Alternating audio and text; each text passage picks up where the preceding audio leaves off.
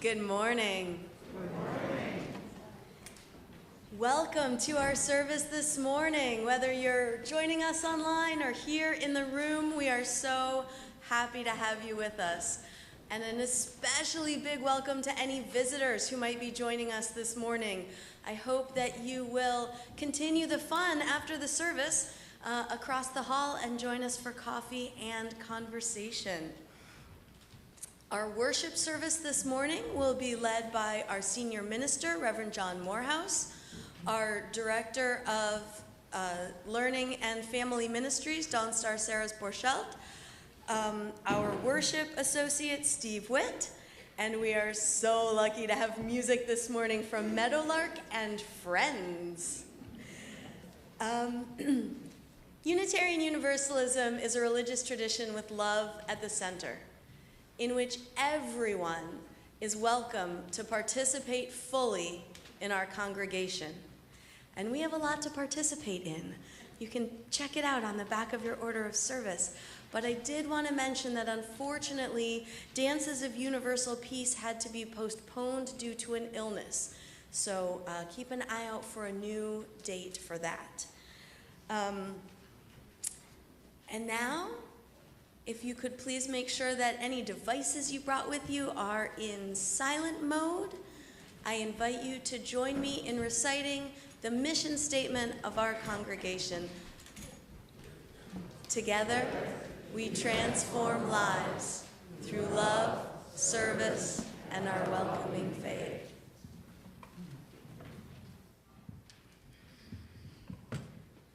So, when I picked this first tune, Devil Eat a Groundhog,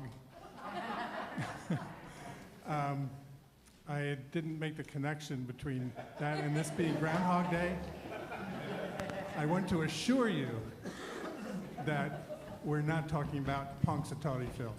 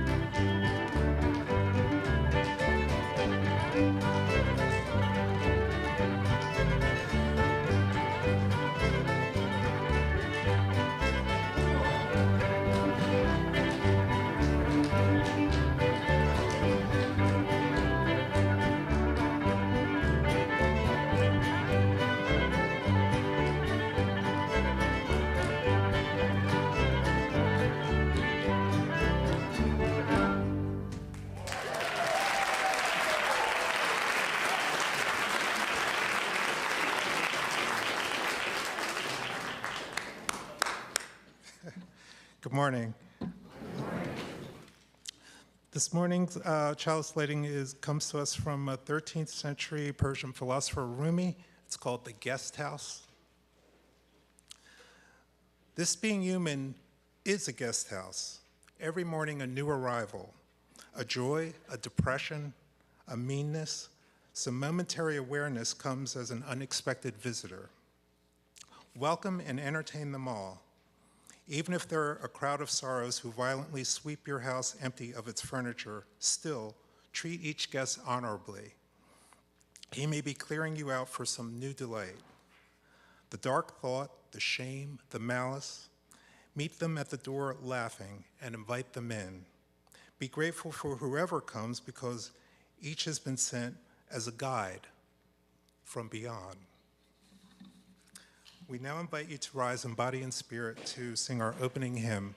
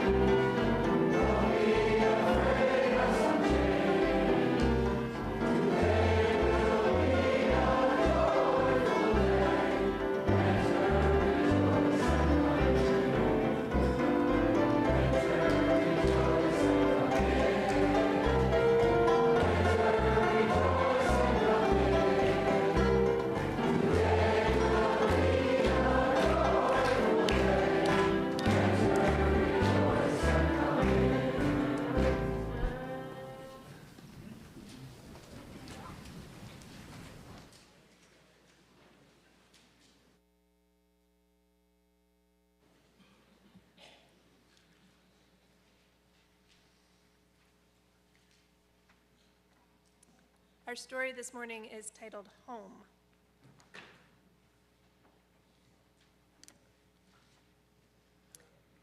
When they were little, Claire and Wes had the brown house. They called it home. Stairs led to treasures, tables made good hiding places. Claire tied flowers into wreaths so that it would be more beautiful. Wes drew pictures for walls. They planned adventures for today and tomorrow. When they were a little bigger, Wes and Claire's family had a big change with big words. Goodbye, brown house. With nowhere of their own to arrive, they became homeless or unhoused.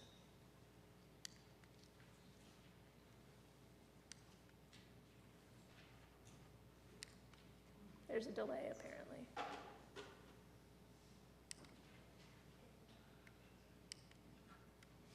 Wow, that was a lot of... Okay, there we go. Nowhere is a confusing place for a visit from friends. Claire tried to make nowhere beautiful to her, but nowhere kept changing. Claire stopped trying. Wes ripped up his pictures. I think on this page they're staying in hotels or with family and friends, things like that.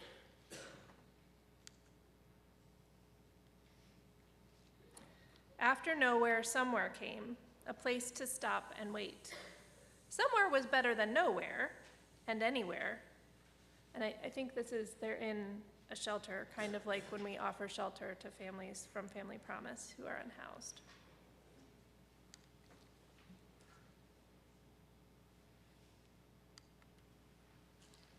Claire and Wes still planned adventures for today and tomorrow.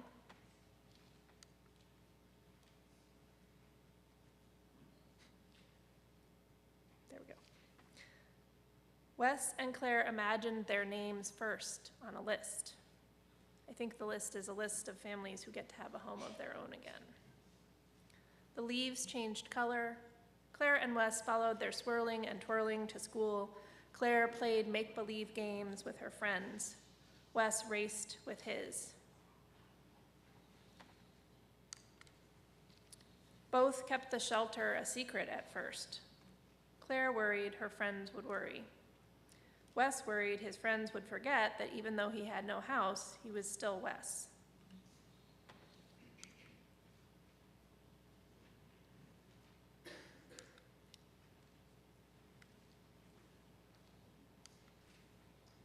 And when the nights were lines and strangers, they're waiting in a food line.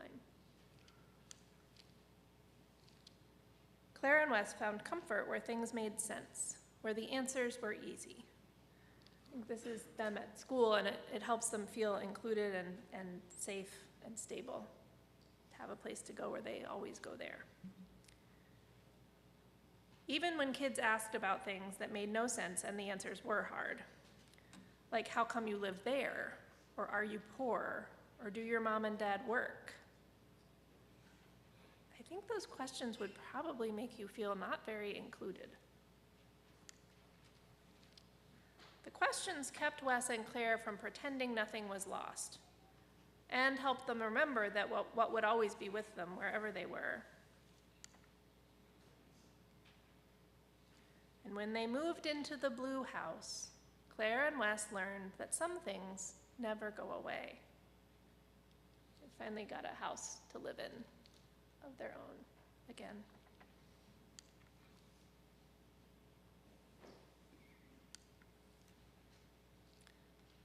And that what you can count on most is love and each other.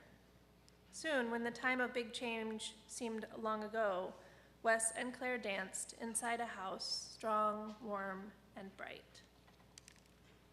Claire tied flowers into wreaths. Wes drew pictures for the walls. They planned for adventures for today and tomorrow, but they never forgot what it was like to be nowhere, somewhere, or anywhere. They always remembered how important it was when people included them, and they tried to do that for others. I want to invite the children and youth to go to their classes. If you are in 6th grade and up, you probably know where you're going, but find me if you don't, and I'll help you. And if you are younger than that, meet me in the atrium, and I'll get you sorted out.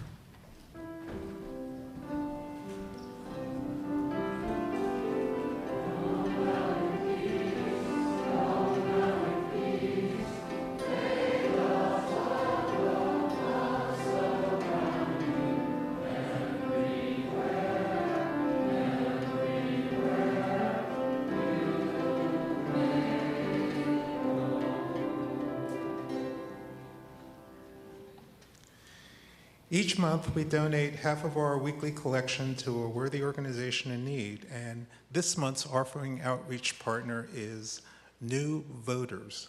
I believe that the person who started it, Genevieve Rayo, she'll be here next week maybe to talk about it personally, but in the meantime, I just wanted to say that in 2016, Genevieve was a high school student in Berwyn, Pennsylvania, and she was 16 years old, too young to vote. She watched with feelings of helplessness as the presidential election unfolded. She was inspired to transform New Voters, a high school club registering eligible students to vote, into a nonprofit organization. In 2020, New Voters launched nationally. Now, Genevieve is a Harvard College graduate, and her vision has taken flight. Her hope is that through New Voters, U.S. high school students will be inspired to turn out and vote and have a voice in their government.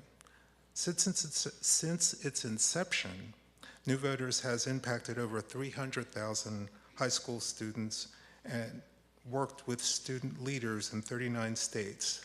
They have expanded to involve students in government policy formulation and interpretation, political research, and civic technology. New Voters was nominated as this month's offering outreach recipient by Betsy Plume. Is she here today? No? Okay. Its work aligns with our UU principle number 5, the right of consciousness and the use of democratic process within our congregations and in society at large. The offering will now be gratefully received.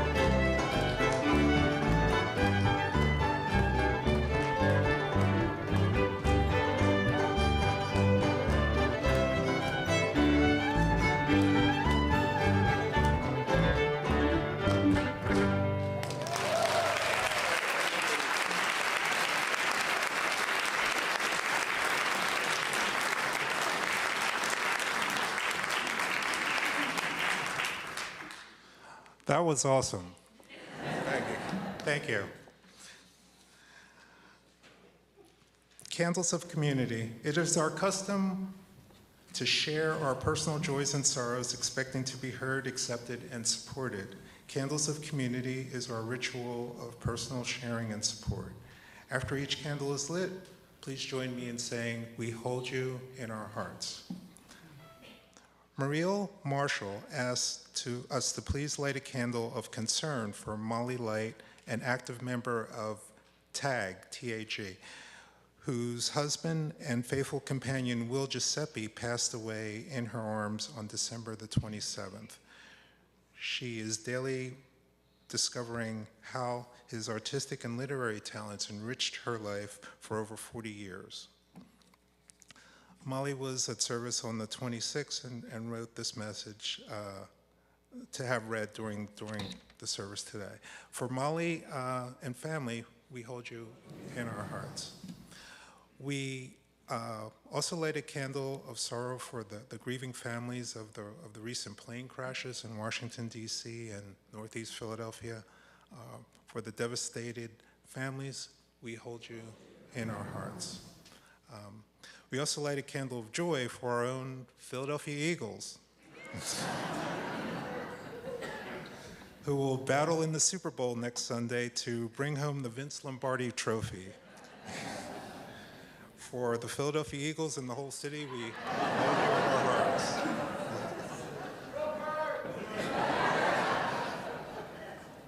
For joys and sorrows too deep for words, we light another candle. Amen.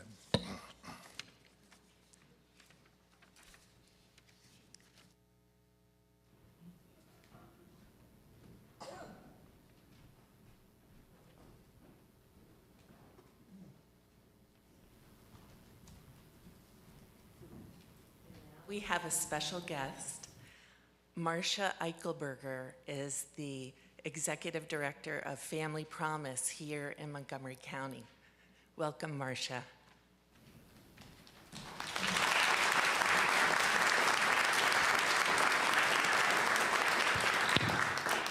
Good morning. It is, great to be here. What a morning. I thought I knew what I was going to say, and then I heard about, was it Claire, and I wrote their names down because I forget so quickly.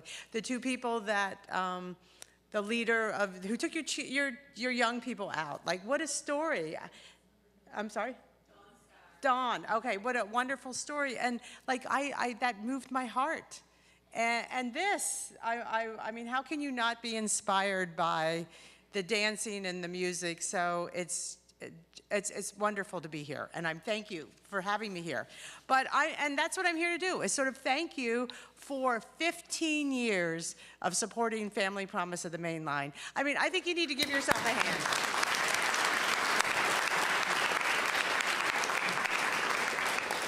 15 years is, if you had, say, maybe 10 people here each time, and sometimes it might have been 6, sometimes it might have been 12. If you multiply that by 3 or 4 times a year times 15 years, this congregation has probably impacted over 600 individuals who have been experiencing homelessness. And so, on behalf of Family Promise, I'm here to extend my gratitude for 15 years of unwavering support. Through your generosity, you have provided meals, shelter, and kindness to families experiencing homelessness. But beyond their physical needs, you have shared love, compassion, and hope, offering a place of comfort in times and comfort and care in times of uncertainty, which I think this story today talked so much about. There was so much uncertainty in those children's lives because they weren't somewhere and they weren't anywhere, but then they were somewhere. And I think while the families were here, they experienced that love. And so we are thankful for that. You have lived out your call, welcoming families with open hearts and hands. Your faith in action has brought light and hope to so many, and today we're here to celebrate with deep gratitude. We are thankful for the reflection of love that you have in your community. So in addition to thanking the congregation everybody, because nothing happens in a congregation, maybe without a committee, but also, or maybe you don't have committees here, I don't know, are committees a thing? Committees, right?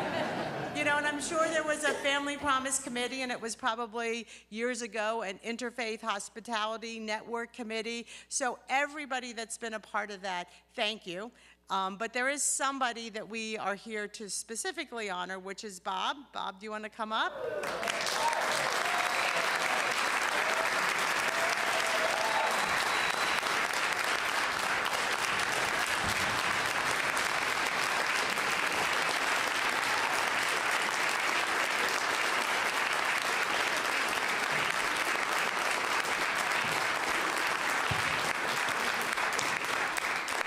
And we do know Bob does not like to be the center of attention, but for just a minute, we're going to give him the limelight. How about that? So we made a little something for you. Just a little, want to open it? Can we do that? Is that okay? Okay.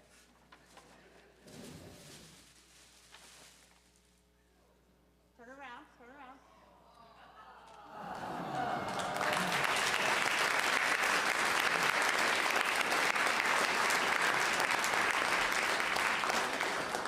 Okay, so we have a little, like, these are hands from families that had once been in our shelter. And so, Robert, it says, well, we'll call you Bob. How's that? What, is that right? All right. Thank you for your time, talent, and expertise you have contributed to Family Promise of the Mainline through your active participation as a dedicated volunteer for 15 years. Your countless hours of service has helped shape Family Promise of the Mainline into the thriving and relevant organization it is today. As we advocate for our agency, you have made a significant impact on how our community works together to confront the issues of homelessness and hunger. We are grateful for your leadership and commitment. Sincerely, the board, staff, and families of Family Promise of the Mainline.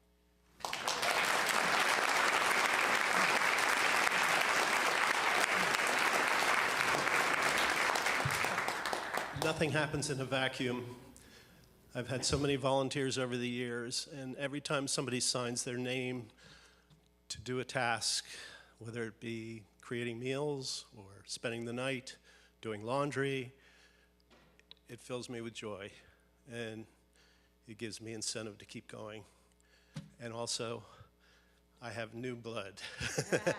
Amy Kokis has been absolutely wonderful.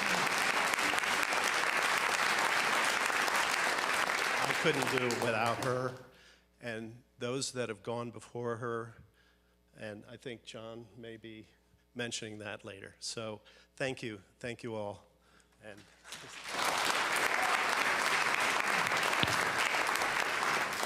so one more quick thank you, because I know Sunday mornings nobody wants people to drone on up here, you know, that's not our job. But Amy, if you don't mind coming up for a minute. Yeah, so we have a thank you for the congregation. 15 years, again, is no easy task. You continue to turn your classrooms into rooms to sleep, and you continue to bring volunteers into the fold, new volunteers. So this is a thank you for the congregation, which we thought you could open as the new coordinator. Okay? All right.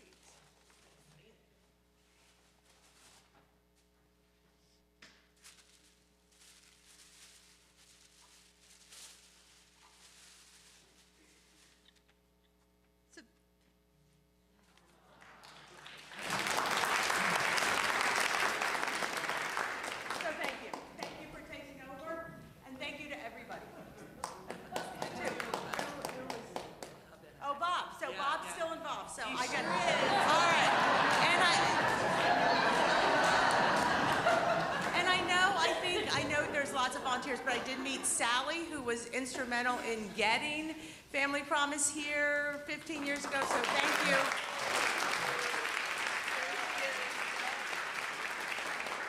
I imagine she did a lot of arm twisting back then, so thank you, and thanks for getting everybody involved. And thank you for being part of this important ministry.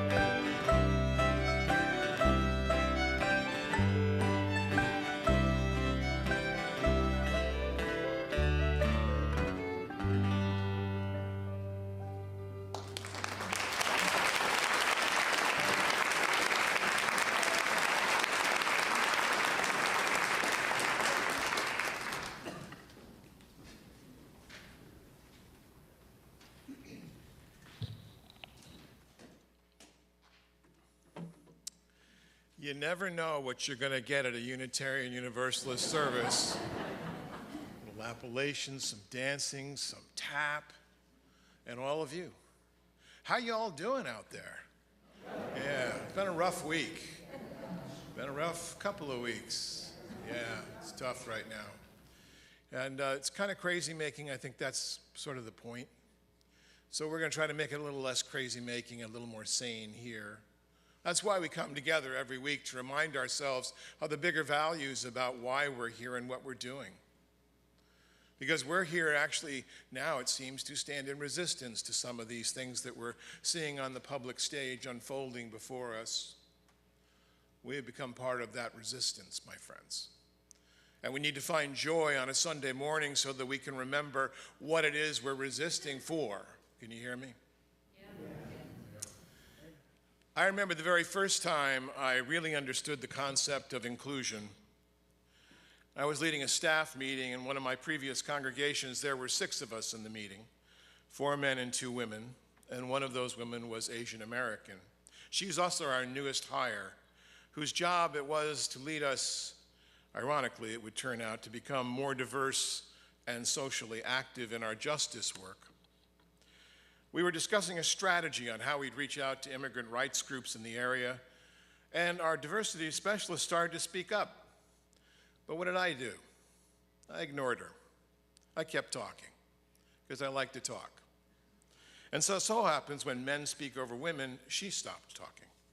And guys, just in case you haven't ever done it, you should test the time that men talk more than women. It's actually 2 to 3 times as much.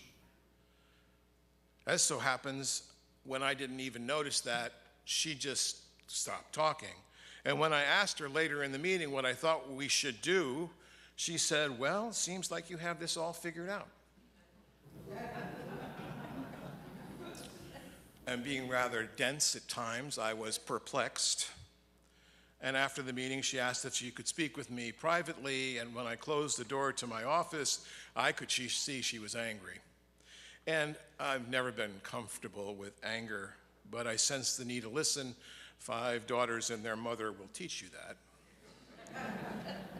She told me that I was wrong, of course, to cut her off, but at least 3 ways, 3 fronts.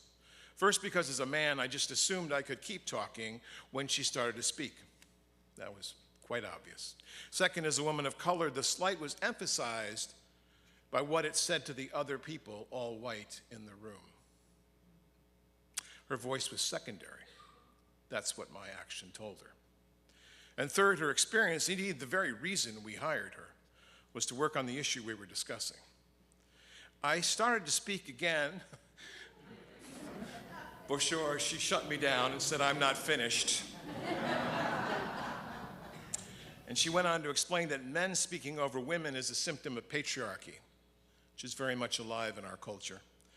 And that my dismissing her for her thoughts was a symptom of white supremacy culture, what some of us call systemic racism, but white supremacy culture is the more accurate phrase because it talks about how the white is the norm, supreme, always. I started to say this was not my intention, but she interrupted me again. "I don't care what your intention is," she said. "It's the impact that matters." I would like to say that that interchange corrected my behavior, but it didn't. But it did begin a long process of education, which I'm very much still in. Cisgendered white man of a certain age and authority that I am. As I would learn later in coming years, it was because of my authority, and I would actually say the authority of almost everyone in this room, that we need to put that authority to the work of inclusion now, especially now. We have heard a lot about the attempt by the present administration to dismantle DEI, diversity, equity, and inclusion efforts in the federal government. First, I want to assure you that just shutting down an office won't actually stop the work. There are many supervisors in the federal government who know what their responsibility is, although this will definitely hurt us as a country. I've heard the radical right say that DEI stands for didn't earn it. Yeah, That hurts, doesn't it? That's a perversion, my friends.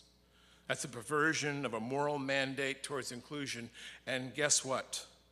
Most of us didn't earn it either. So when someone of achievement tells me he earned it, which I hear, so others, meaning those who are not white and born to privilege, should go earn it themselves, like I did. I worked hard. I usually say, really? You earned that all by yourself? I don't think so.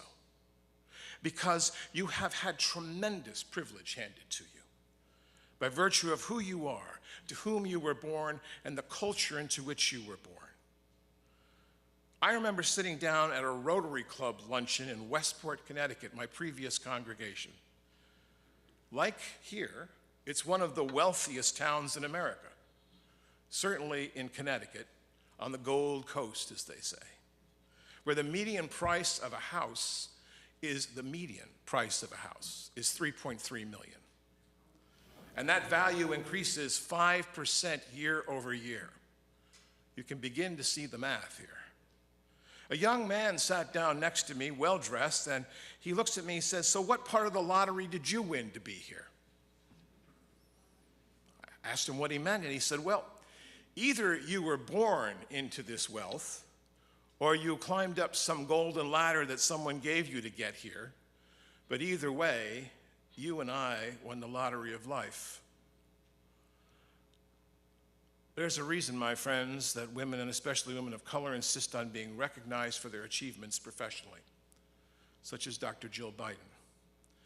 It's not vanity, and it's not defensiveness. It's the authority of inclusion. And there's a reason why I, the Reverend Dr. John T. Morehouse, often just refers myself to you as John. I'm not being humble as much as I am trying to decenter my authority to make room for others. There's a reason I try to go last in a meeting to speak, because I want to hear what's being said, but most likely I want to decenter my authority as a white male of a certain age. The tragedy of dismantling DEI in the federal workplace is that it recenters whiteness. By dismantling the DEI in the federal workplace, we are recentering whiteness in our culture as if it needs to be centered enough. I've heard the claim that dismantling diversity and inclusion restores us to a meritocracy. Rubbish. What meritocracy? Yes, your merits will propel you forward, but only if you're on a level playing field. And guess what? We're not on a level playing field. And there's a difference between equality and equity. Equity restores us to some of the level playing field, but not nearly enough. It just begins. So for us, friends, the authority of inclusion means we have to go beyond equality to embrace equity, to the corrections of the field that make human relations moral and right and true and good. And so our task, our moral task as a religious people, now more than ever, is to use our authority, and you have it in this room, to promote inclusion again. And for a country such as ours, this actually makes powerful sense, economic sense. Ruchia Tolshan, in her book, Inclusion on Purpose, noted that the RAND Corporation estimated that intentionally including diversity in the workplace would increase our GDP by $3 trillion a year. That's trillion with a T. The fact of the matter is that only through the authority of the ruling white class, mostly male, people of privilege, can we unlock that powerful voice in the world. That's part of the work that we have to do. And here's the kicker, friends. Inclusion is not the responsibility of BIPOC folks, Black, Indigenous, and people of color. It's not their responsibility to teach us. And even having the Asian American woman there to teach all us white people in that last congregation what we needed to do to become more diverse was itself tokenism at its best. It's our responsibility to teach one another about what this means. And it's going to be hard work, but it's going to be good work. You're going to feel better about it. Now, the Unitarian Universalist Association, the mothership, I suppose, has been on the forefront of efforts such as these to make inclusion central to our spiritual identity. If you go on the uua.org website, you will see what they dream of us to become. When we say that everyone is welcome here, we need to make sure we mean everyone. And that includes all kinds of inclusion, not just race or ethnicity, but inclusion in terms of ability, inclusion in terms of class, inclusion in terms of even language itself. It's taken me years to stop saying these long words that are so intellectually satisfying, such as the hermeneutics of suspicion. And we've had to learn, I've had to learn, that by using story, we are able to more adequately express the values that we embrace as Unitarian Universalists. These values of inclusion and love and compassion, and the need to be justice-oriented people. You can't learn to become more inclusive with a weekend workshop. That's something that we've tried to do, maybe not here, but I've tried to do it in other congregations, and I'm going to tell you that's pathetic, to be quite honest. Not only is it tokenism at best, but it actually didn't do anything. It actually made it worse. I believe that to become inclusive, we have to do this over a long period of time. That's why you're going to see, and now that I got a little extension to my contract, you're going to see us do more work around this. And we're going to do something that I don't think you've ever really done before. And that's we're going to work on a covenant. Because we are a covenantal people by faith. When people say, well, what do Unitarian Universalists believe? It's a category mistake. We're more process than we are belief. But what we are is a community that holds itself together with certain values. And we're going to begin a long process of learning how to be in relationship with one another. And those who might walk through our doors, and believe me, more and more people are walking through our doors or are with us online all the time. It'll be an opportunity for us to be in right relationship with one another. So that's coming. This is a multi-year effort. And I want to invite you enthusiastically to be part of it, even though some of this work is going to be uncomfortable. What you don't want to do, friends, is shut down or be sad that you got something wrong. I make mistakes all the time. And fortunately, people are gracious enough to tell me where I made the mistake, and I try to correct it. It's up to the people who have the privilege to be sure we're creating a culture that includes others. I heard a wonderful story over the weekend about Ella Fitzgerald and Marilyn Monroe. Ella Fitzgerald was just getting started. African-American singer, one of my favorites, but she couldn't get a club. She couldn't get a club in Los Angeles. What she wanted to do was play the Mocambo Club in LA, where Frank Sinatra had started in 1943. They just weren't interested. But she had this really close friend who was Marilyn Monroe, who loved Ella Fitzgerald. So Marilyn gets on the phone to the club manager and says, listen, you book Ella, and I'll come and sit at the front table every single one of her performances. And he said, okay. Maybe the wrong reason, but he said okay. And the press ate it up because there was Marilyn Monroe on the front table, and Ella Fitzgerald, of course, was belting it out with that beautiful voice of hers and launched a star. We can do this. We have the power to do this. We have the power to speak up in meetings where we see someone being slighted or not being offered that opportunity to be included, and we can say something about it. It took me years to learn to be a little more inclusive as a minister and as a leader, and I'm still not there. My authority gives me the power to do good in the world. And that, I think, is our mission as Unitarian Universalists, to learn and use the power for good. Can you hear me? This is why our efforts at working to alleviate housing insecurity is so absolutely vital. Having a home is fundamental to living a deeper life. The other tragedy of homelessness in this wealthiest country on the planet staggers my mind. It does, really.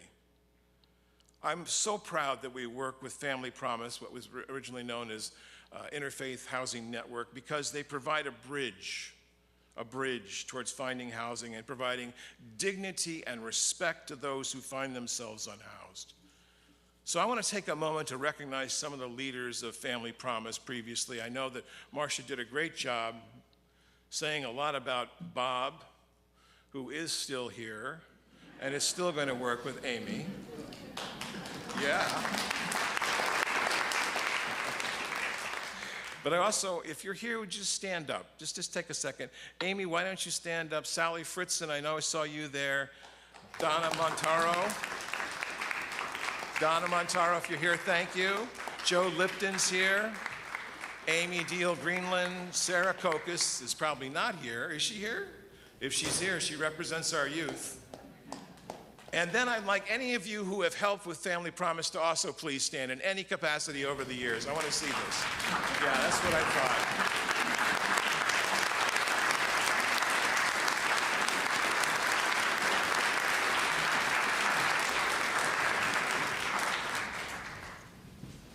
This is the work.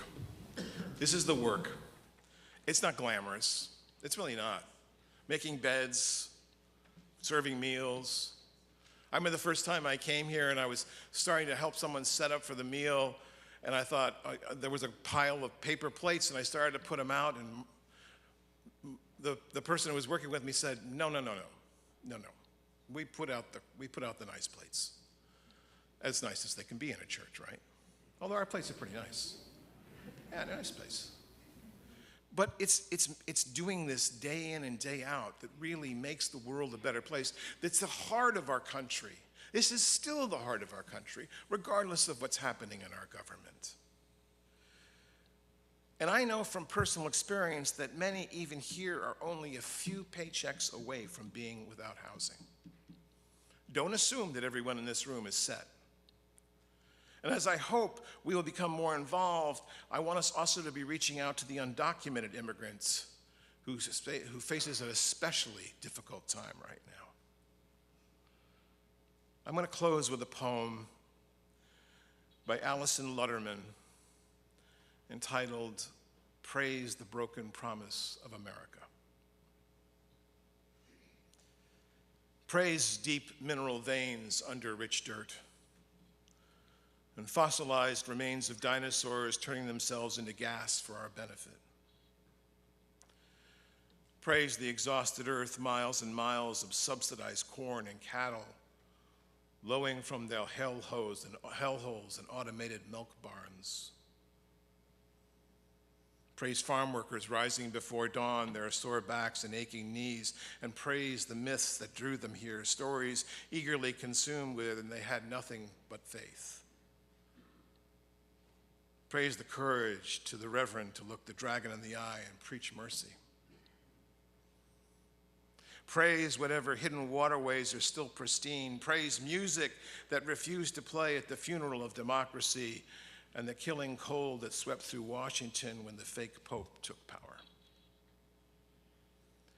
Praise drag queens and lipstick lesbians, boys who are girls and girls who are lions, butch women wearing tool belts, and all the musical theater nerds who are even now are building new passageways, mapping the next underground railroad, and suiting up to be conductors. Oh, everybody get on board. For this train will chug quietly across the Great Plains and the Rocky Sierras into the desert where people still leave bottles of water and packets of food for the desperate who have always been the lifeblood of this nation. It will stop in obscure hamlets to pick up fugitives with tears tattooed on their cheeks and fraying backpacks overspilling with contraband books. Praise the weirdos, because if anyone can save us, it will be us. And praise all the glittering illusions we gawked at, ignoring our own neighbors in favor of a 24-hour peep show shown on the internet. Praise the convict firefighters on the front lines in Los Angeles, battling the insurmountable for $10 a day. We gambled our future for a hot air balloon with a hole in it. Praise our reckless hubris and the infinite distractions of the hall of mirrors we find ourselves in now. And bless our overwhelmed brains skewering like mice for shelter. Bless our collective rage and protect the officers who stood up on January 6th and now see their attackers roaming the streets like rabid dogs. Bless the animals we've always been. In our coats and shoes and clumsy luggage. Bless our willful ignorance, so enormous, so world-altering that, like the Great Wall of China, it can be seen from outer space, where the gods are shaking their heads even now, in pity and in awe. The authority of inclusion will guide our future, my friends. The table is never completely full of people. There is always room. And the door is never fully closed. Every moment of every day, we have the opportunity to step into the space of greater consciousness, greater love, greater connection with what we consider most holy. Every moment, we have the opportunity to let go and get free. And I invite all of you to come to the table that we are setting by being a community together in whatever way you can. Because someday, friends, we will sit at the welcome table together and we will eat and never be hungry again. Amen. Our closing hymn is number 181, No Matter If You Live Near or Far. Please rise and body your spirit.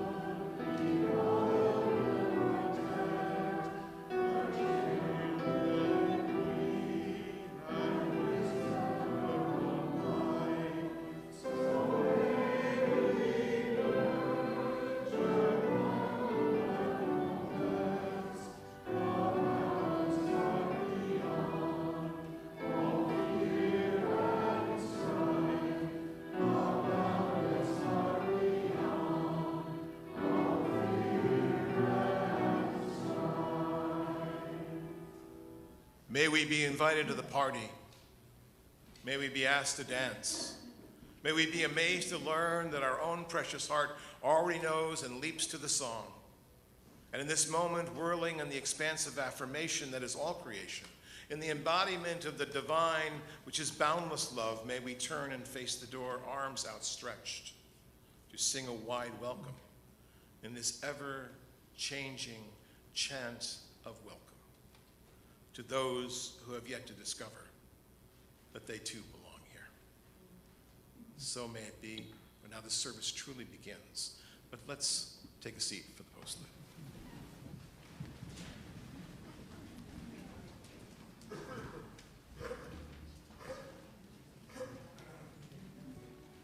So if you enjoy this music, in 2 Saturdays, on 15th, day after Valentine's Day, we'll have a barn dance here with a wonderful caller, Donna Hunt, who will teach everything, and it's for almost all ages. If you know the left from right, then you can dance. You don't even have to know that, because everybody around you will be. Okay, so here we go.